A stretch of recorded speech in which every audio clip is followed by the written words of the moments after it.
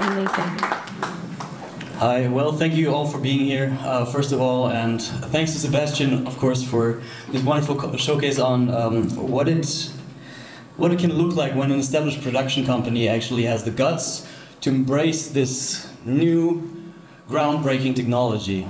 For my part of the showcase, I want to focus more on the artistic side of things, like how can an artist actually use what is available right now and actually create their vision and bring their vision to life. A few words about me, I'm going to keep it short. I am a filmmaker, I'm a writer-director with an engineering degree too, but I turned my back on engineering in order to pursue my passion a long time ago. I studied cinematography at Louis Lumière School in Paris, and after that followed some awards for that. I was lucky enough to be as a director at Clermont-Ferrand Film Festival and as a writer in Tallinn, Estonia, during TV Beats conference, which was great. But when this AI thing started happening, when I saw the first images and GIFs coming out of Stable Diffusion, I immediately saw where this was going, and I knew then and there that I had to sit on it and actually harness it.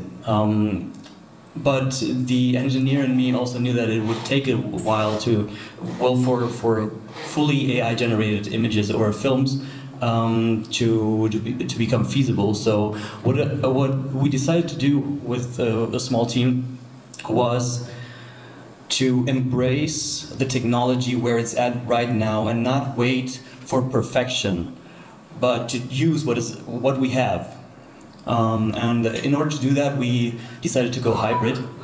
The idea was, the thing is, for this approach, we needed the right story to tell. Luckily, I had something on the back burner, a psychological thriller in the underground metal scene, and it is an eccentric project, and it deals with generational trauma and the inner or the psychotic divide between the sensitive inner world of young men and their persona that they project out into the real world. Yes.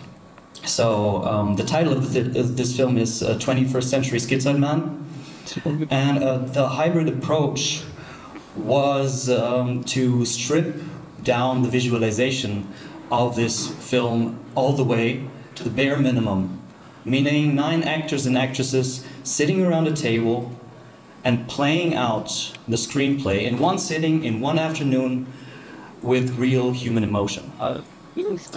So we had some nice lighting going on. We had a 3-camera setup, a narrator that led us through the story by reading the action lines and all that.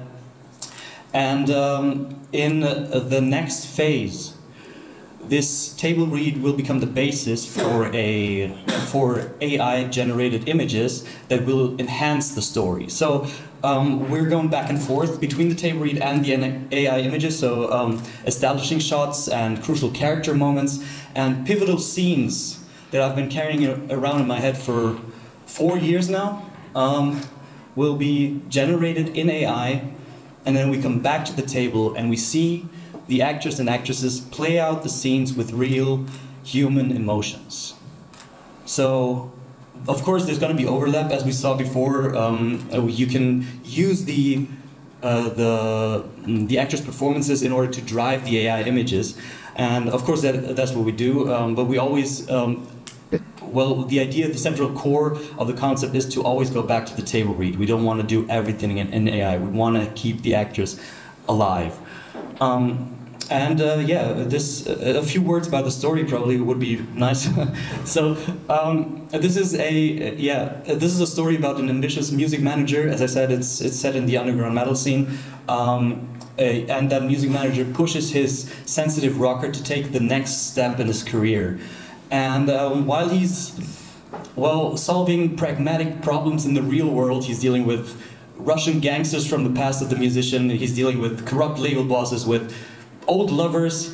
His protege, his friend, is spiraling down into a psychotic break and loses track of what is real and what is not, while he actually battles the demons of his past in his soul, in his heart, and in his mind.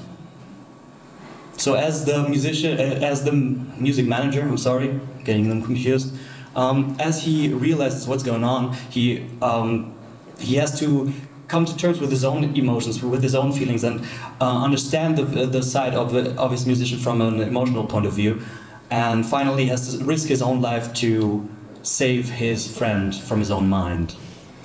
Yeah, as I said, like this schizoid divide between the inner and the outer world is a perfect playing ground for this concept, because we have these two worlds. We have the stylized, hyper-real AI world where everything is a bit more, I don't know, the people are more, the men are more masculine, the women are more beautiful, and then we strip away this facade, and we're left with normal people sitting around a table and reading something somebody wrote. So yeah, up until now, this is me, by the way. Yeah, you recognize me. I took on one of the roles too. Up until now, we can switch the slide, please. Up until now, we produced the table read format, and we also finished a teaser in 2024 in November, which can you play the video? There's a video actually attached to this.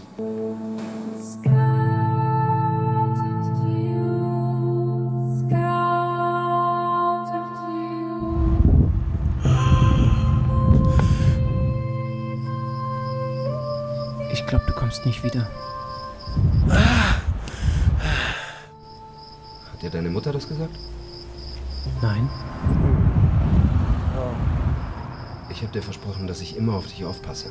Ich habe aber auch einem alten Freund was versprochen. Dann musst du das halten. Seine Versprechen muss man immer halten. Auch wenn man eigentlich nicht will.